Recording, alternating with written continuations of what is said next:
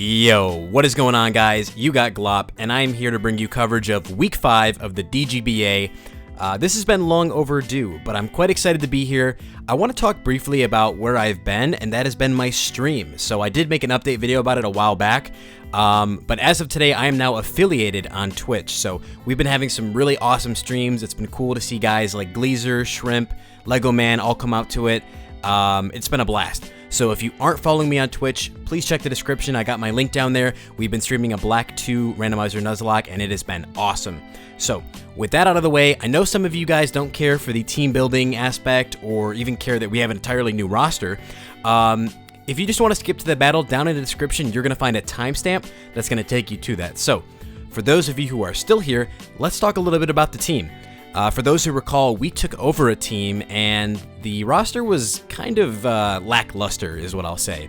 I really wasn't a big fan of the combination of mons that we had, so basically I had the full discretion to just take the board. Whatever was left on it, we were able to take, basically in limited transactions. So I basically reformed our entire team. So I'm going to have an image come up on screen. Our new roster is Celesteela, Heracross Mega, Happaudan, Starmie, Moltres, Galarian Slowbro, Tangrowth, Alolan Muk, Lycanroc Midday, URSHIFU Rapid, and Vigoroth. And I'm not gonna lie, Vigoroth's on there kind of just as a meme. I had 1 point left, and I didn't know what mon to get, so I thought about my homie Vig. I thought that'd be kind of cool to like pay homage to him, but also, you know what, gives the team a normal type. You know, maybe that comes in handy. I don't know. Maybe we meme on somebody. Only time will tell. But I don't want to take too long talking about why I chose all the mons. If you guys want a video on that, let me know down in the comments. But the short version of it basically goes that I like a bulkier style of team. And this affords us nice coverage in terms of typing and bulk, whether it's on the physical or special side. And we also have some really heavy hitters that can capitalize on, you know, hard reads and double switches that we make. So we've got URSHIFU Rapid, we've got Heracross Mega that can just punch holes in team and really make it easier for us to kind of just sit in there and wall everybody. So that's kind of the overall goal with the team. But let's talk about this week's matchup. So our opponent for week 5 was Patty, and his team consisted of Lopunny Mega, Gengar, Reuniclus, Klefki, Swampert, Rotom-Mow, Noivern, Entei, Crawdaunt, Armaldo, Slurpuff, and Kecleon. And at first glance, you know, a lot of his big, like, point Pokemon, the ones that he got first, really aren't that much of a concern to me. If anything, I think the biggest threats are Rotom-Mow, Noivern, and Crawdaunt. Rotom-Mow kind of just like volt switches over my entire, you know, core. I mean, I've got a Hippo there, but like that thing doesn't want to take a Leaf Storm, right? So Rotom's a great way for my opponent to just like get momentum. And that actually ties into Crawdaunt, because the biggest issue is letting Crawdaunt get free switches, because that thing can pretty much get a kill anytime it comes in, whether it's banded or if he opts for SD, which I think is definitely the scarier set. It can really cause us some issues. Noivern too, if it's a well-played Noivern, you know, just taunting, shutting down our defensive mons, could be quite annoying, and we don't have the best of speed control to really punish that thing. And then I guess Gengar, to a certain extent, could be scary, just because, you know, Gengar does really well versus fat defensive teams with taunt and, you know, really powerful stab moves that are hard to resist. We do have the Muk, of course, but anyhow, let's break it down into the team. So the first Pokemon I wanted to bring in this matchup was URSHIFU, and this thing looks stupid in this matchup.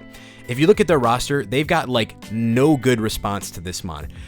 Basically, if I predict correctly, we are either 1-hit KOing or 2-hit KOing every single Pokemon in their roster. So I thought that URSHIFU was definitely going to be the bring here. You could maybe say the same thing about Heracross in terms of, you know, 1-hit KOing or 2-hit KOing everything. But URSHIFU is way more badass. And you know what it offers that Heracross does not? That is priority in Aqua Jet, and that is going to be really crucial for the aforementioned threats of Noivern and Gengar, these faster Pokemon that can kind of shut down my team. It's nice to have some way to just pick those guys off. So URSHIFU, kind of a no-brainer. I'm running enough speed to basically outspeed max speed Rotom-Mow, so the only way he's outpacing me is if he's running a Choice Scarf. We've gone ahead and put max attack to hit as hard as possible, and the leftover EVs were put into defense, basically just to try to cushion blows like Knockoff or Crabhammer that URSHIFU might need to switch into. So that's my reasoning on that. The next member we've got is Tangrowth, and Tangrowth does an exceptionally good job in this matchup. Pretty easily able to wall things like Lopunny, Swampert, and Crawdaunt too. Crawdaunt's the big one. So we're using max defense just because we want to make sure we can take these hits as good as possible. And we're running Rocky Helmet to punish any kind of chip damage, so like Lopunny Fake Out or Crawdaunt Knockoff. We want to make sure we're getting extra chip to make it easier for the rest of the team to whittle them down. So we're using Giga, and then we've got Sludge Bomb to hit Rotom. We've got Earthquake to hit Gengar as well as Klefki. And then Sleep Powder is just kind of nice to put something out of commission. I think once my opponent sees Sludge Bomb, they're not going to be as inclined to go into Rotom. So that could be a really good opportunity for us to just get a Sleep Powder off. The next member we're rocking out with is Alolan Muk. And again, this spread is pretty straightforward. Max attack, we want to hit as hard as possible. I didn't really find any particular like defensive EV spread, whether it's HP or whatever, to be more beneficial than just hitting as hard as possible. So I figured this is the way we go about it. It's also nice to have max attack just to kind of help versus Reuniclus, which is why we're actually running Taunt. If they're running an Iron Defense set, you know, they could theoretically set up in the face of Muk, but with Taunt, we don't have to worry about that. We can always shut them down, always beat them, because if they're running Acid Armor, they probably only have room for Psyshock, meaning that they can't even touch Muk. So that's why we're running that. We've got Poison Jab, Knockoff, Obligatory Stab, and then we've got Fire Punch to hit the Klefki that probably wants to switch in and take our Dual Stab. We're using Max Spadef just because it's better to invest into Spadef than it is into HP. Solely for the reason of better taking on Gengar. Because again, if my, Muk goes down, the Gengar can definitely be a problem for our team. The next member we got is Happaudan. And Happaudan's basically just here as the rocker. Again, this is really nothing special. I've got 52 Spadef EVs. I believe that allows me to take 2 non-Life Orb Shadow Balls from Gengar. So that's why I've got that there. Otherwise, the rest is just put into our physical bulk. We want to make sure we're taking hits from Lopunny, as well as, Entei if they decide to bring that. And also help versus things like Slurpuff too, right? So not much to say about Happaudan. The big one is Slowbro, and I really feel like Slowbro could be a huge playmaker in this matchup. So I'm running an Assault Vest. This is kind of an interesting EV spread. We've got enough Spadef here basically to be able to take, Life Orb Shadow Balls from Gengar. It's a nice bait to just kind of like knock that thing out. So I can pull up the damage calc here. We've got Slowbro, aka in action. And let me pull up Gengar and just give you an idea of, what our damage is looking like. So I ran enough EVs on this thing so that we could always knock out, basically always knock out Gengar. This thing one has 4 Spadef EVs, so if he doesn't have that, I think it's like a guaranteed KO. Yeah, okay, so if it's 0 Spadef EVs, maybe he puts it into HP or something, we're pretty much always going to get the knockout with Psychic, which is quite nice. And like I said, we can take Shadow Ball. This isn't Life Orb, but I'll give you an idea of what that looks like. So here is that damage roll. Basically, we don't even got to worry about it, right? We could be like, 50% switch out, come in on rocks, and still be able to live that Shadow Ball. So that's why we're running the special attack. And again, the Spadef is really here just to help versus things like Gengar and Noivern too, right? Because Noivern can be very problematic for us. We don't really have an initial switch in. The only way I can stop it is offensively. So what better way to do it than with an Assault Vest offensive Slowbro, right? We've got Feature Sight to basically put on pressure onto Noivern if it wants to try to like roost stall us.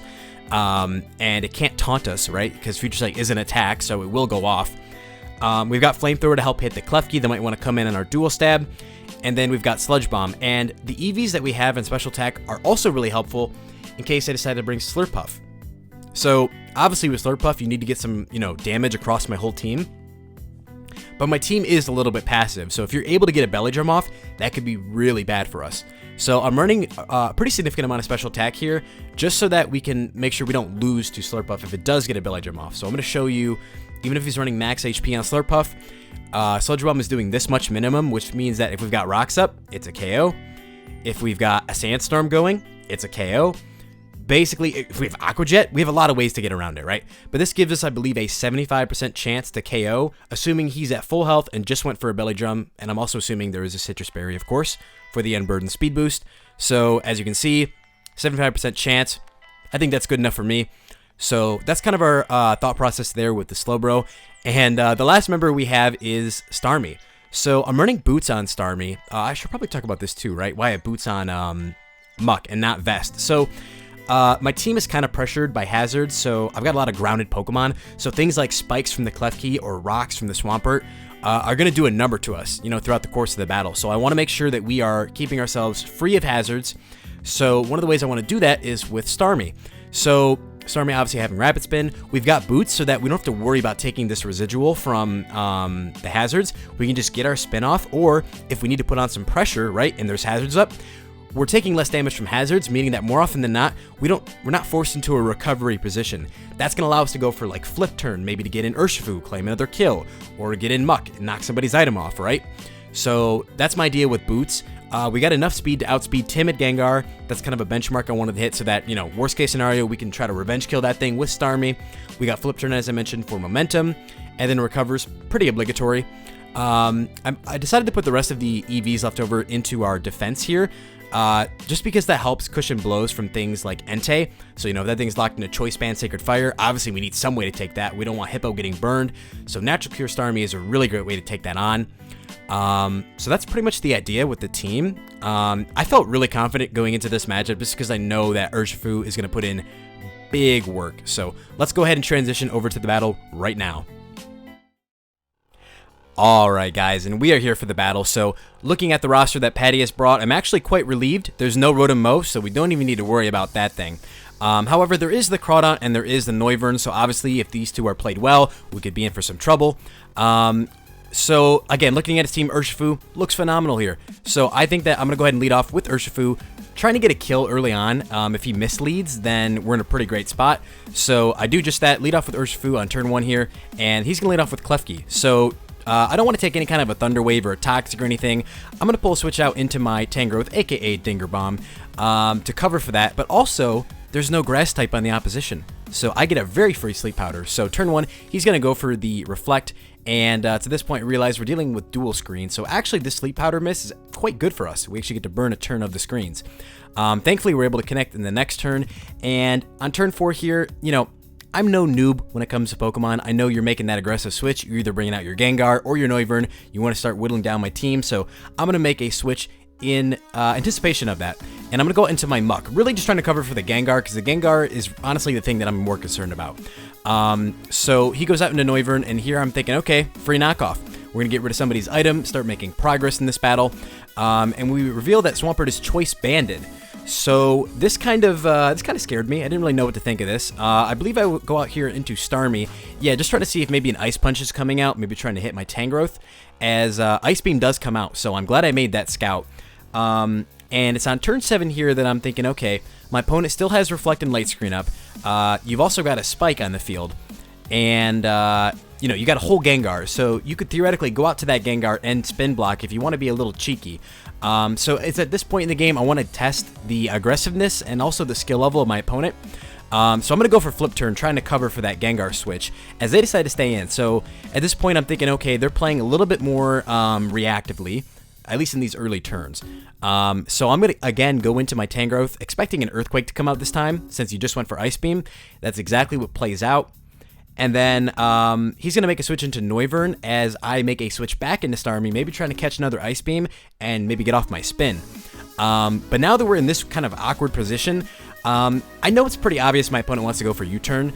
They obviously want to get in one of their offensive threats and just start whittling down my team. So I'm going to call this out and go for a Flip Turn. I'm going to allow Starmie to take some damage here for the sake of positioning. And I want to talk about this turn right here because the whole week, I've been doing my preparations and everything, and on the day of this game, I woke up at 8 a.m. I rolled out of my bed, and as I'm in the shower, doing my hair and stuff, I'm thinking, dude, I can't wait to have URSHIFU in versus the Crawdaunt, and I'm going to fucking Ice Punch that Noivern and send it shit sideways. And that's exactly what happens here. So I make a goat play, hard-ass read with the Choice Band Ice Punch, gone.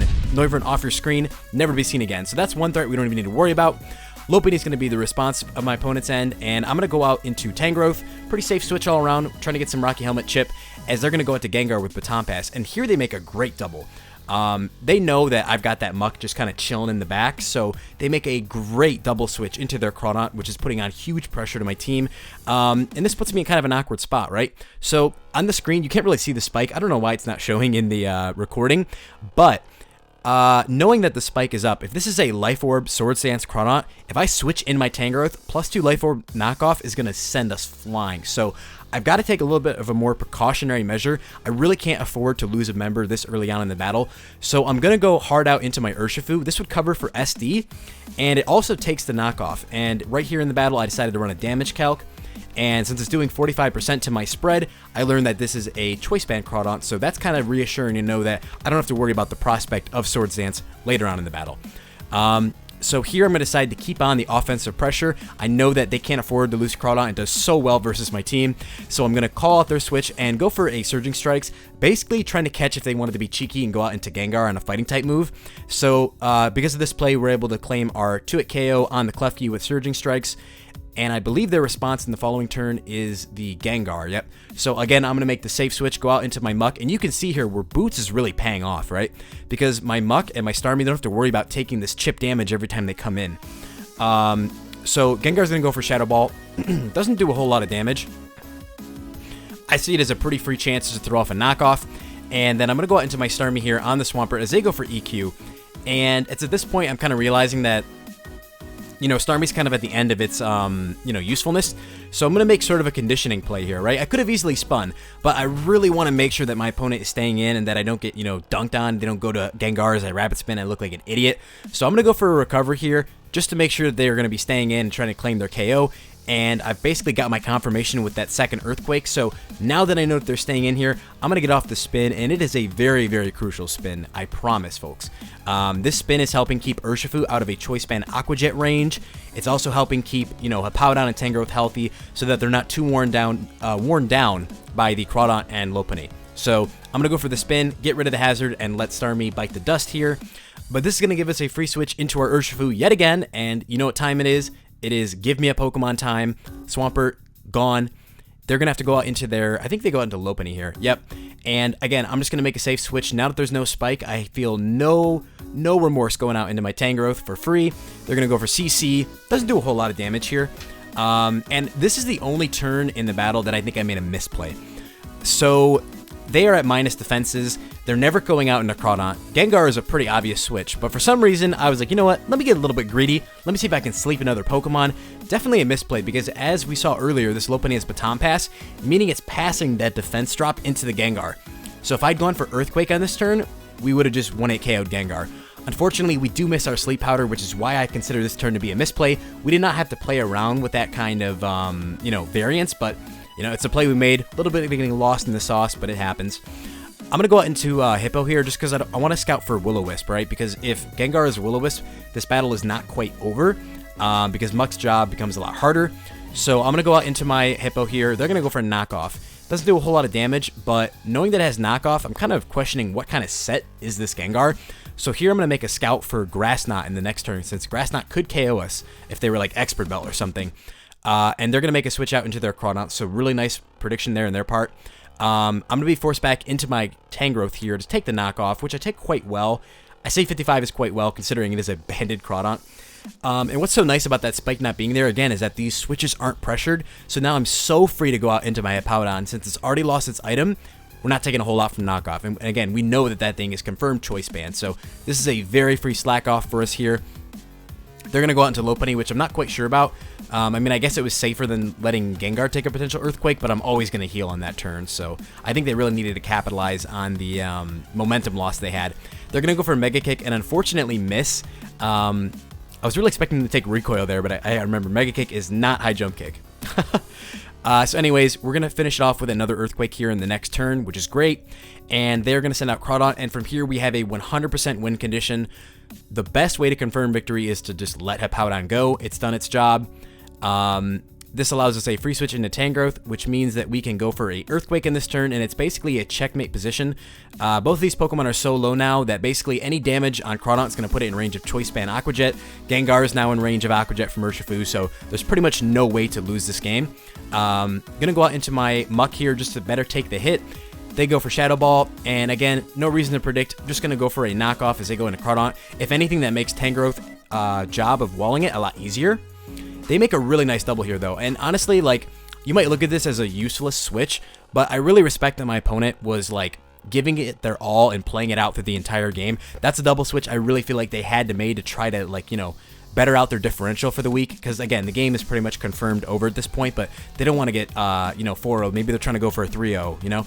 So I do make that safe switch into my Tangrowth, so I've got to go back into my Muk, but as you can see, the special defense investment we have lets us take these Sludge Waves quite easily.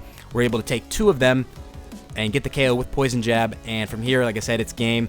We can just very easily go out into our Tangrowth. We've already been knocked off, so knockoff's going to do diddly squat damage, and we can clean up the game with a Giga Drain, giving us a 4-0 victory over Patty.